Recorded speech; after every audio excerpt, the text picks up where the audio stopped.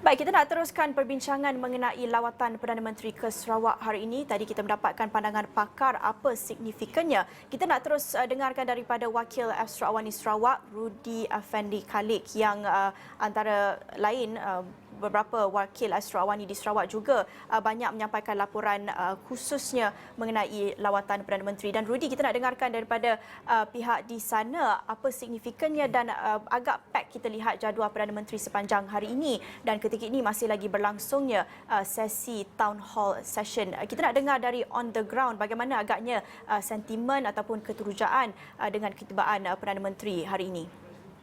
Ya, terima kasih Naila. Memang rakyat Sarawak sebenarnya teruja untuk ini pertama kali sebenarnya Tan Sri Muhyiddin datang ke Sarawak selepas bergelar Ketua Menteri, Perdana Menteri. Sebelum ini, saya masih ingat 4-5 tahun yang lepas ketika beliau kali terakhir beliau berada dalam kerajaan sebagai timbalan Perdana Menteri. Beliau juga sebenarnya hari terakhir itu dia berada di Sarawak, di Limbang, di Miri dan Limbang, sebelum beliau balik ke Kuala Lumpur. Dan pada waktu tersebut beliau akhirnya dilepaskan jawatan sebagai timbalan Perdana Menteri. Dan ini adalah yang pertama selepas tempoh yang panjang itu. Dan tentunya rakyat Sarawak begitu teruja bahawa mereka tahu bahawa Tan Sri Muhyiddin merupakan antara orang yang gigih untuk bekerja untuk Sarawak selama-lama dalam kerjaan yang dahulu. Dan beliau telah mengulangi tadi dalam ucapan beliau tadi, mengatakan beliau cukup akrab dengan Sarawak dan beliau telah mengunjungi banyak tempat di Sarawak termasuk di kawasan pedalaman.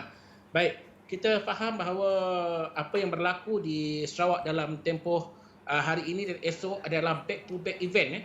Pagi tadi beliau telah, Stevennya beliau ke Kuching, beliau telah menghadiri taklimat tentang hala tuju kerajaan negeri Sarawak, kemudian mengadakan perjumpaan khas dengan penjawat-penjawat awam di negeri ini. Selepas itu beliau berkunjung ke sebuah restoran di Kuching untuk menikmati jamuan tengah hari sebelum setelah petangnya sempat melawat ke pusat pemberian vaksin di daerah Kuching. Dan selepas itu beliau mengadakan kunjungan kepada yang Tuan Yang Terutama Yang di-Pertua Negeri Tun Abu Taib Mahmud di kediaman rasmi beliau di Demak Jaya. Dan sebentar tadi menghadiri majlis balai rakyat ataupun hall yang bertemakan wawasan kemakmuran bersama 2030. Dan pada malam ini beliau akan mengadakan perjumpaan tertutup dengan Yang Amat Berhormat Ketua Menteri Sarawak Datuk Petinggi Abang Johari Tun Openg. Sebelum kemudiannya beliau bertemu dengan pimpinan GPS di Dewan Undangan Negeri yang baru. Dan selepas itu malam nanti pukul 8.30 akan diadakan jamuan negeri yang lazimnya diadakan untuk menyambut tetamu-tetamu kehormat dari luar Sarawak. Baik Rudy, apa pula yang boleh kita jangkakan esok dalam lawatan kerja Perdana Menteri? Ya, menariknya esok, kalau kita ingat waktu beliau mengumumkan pakej rangsangan bermulanya pakej rangsangan pada tahun lepas, beliau mengumumkan bahawa beberapa peniaga begitu gembira dengan bantuan yang akan diberikan. Dan esok beliau berkunjung ke kedai Haji Saleh ataupun restoran Sepinang Sari menyediakan mi sapi Haji Saleh untuk bersapan pagi pukul 7.30 pagi.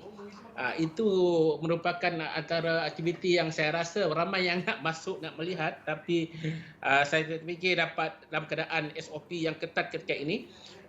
Sebab nama Haji Saleh disebut beliau pada tahun lalu ketika mengumumkan dalam pakej yang pertama itu. Kemudian selepas sarapan pagi yang istimewa, mi sapi, mi kolok yang menjadi nikmat Sarawak, beliau akan pergi ke Medan Niaga satu lagi kawasan yang perlu dilawati di Sarawak untuk merasmikan program prihatin dan penjana.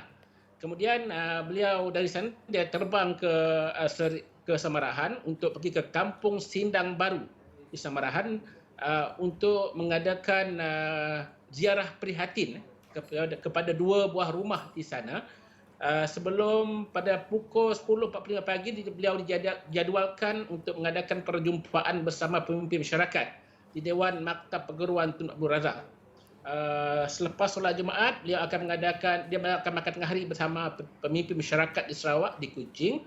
Dan pada sebelah petangnya beliau akan melawat ke projek naik taraf Hospital Sarawak yang kini telah hampir siap dan beliau akan mengadakan lawatan di sana pukul 3.15 sebelum kembali ke Kuala Lumpur pada waktu petang.